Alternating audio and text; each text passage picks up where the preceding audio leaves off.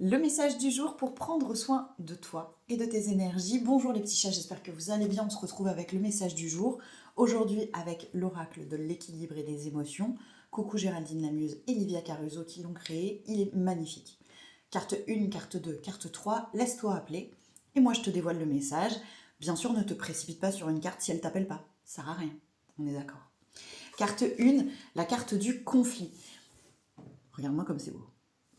Le conflit, c'est deux pensées en opposition qui n'arrivent pas forcément à se comprendre. Alors quand c'est avec quelqu'un à l'extérieur, c'est délicat parce qu'on ne peut pas forcer l'autre à essayer d'apaiser la situation.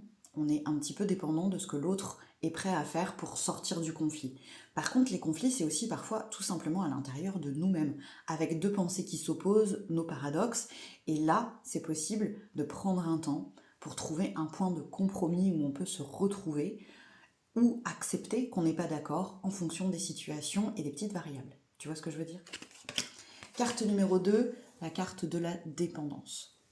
On peut être évidemment dépendant à quelque chose, à une situation, à quelqu'un. Les dépendances ne sont pas toujours conscientes. Donc peut-être qu'ici, on vient t'aider à prendre conscience que, oui, tu es dépendant, alors peut-être de l'approbation des autres, peut-être à la cigarette, peut-être à autre chose d'un peu moins cool encore que la cigarette. Peut-être que tu es dépendant aussi à te sentir aimé de la part de l'autre, que tu as besoin qu'il te rassure sans cesse. La dépendance, c'est pas agréable. Le premier pas, c'est la prise de conscience pour pouvoir aller l'apaiser.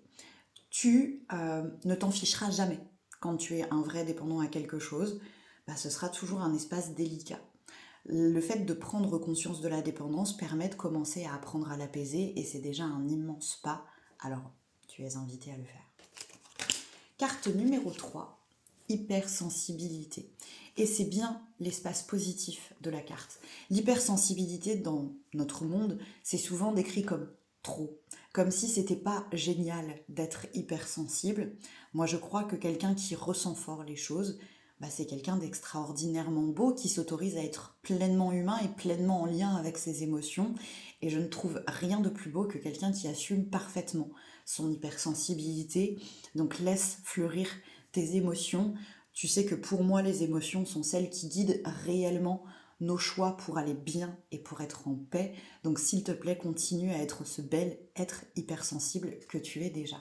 J'espère que le message vous a parlé. Racontez-moi dans les commentaires. Si tu as des questions, évidemment, vas-y aussi. Et moi, je te souhaite une bonne journée. Ciao, ciao!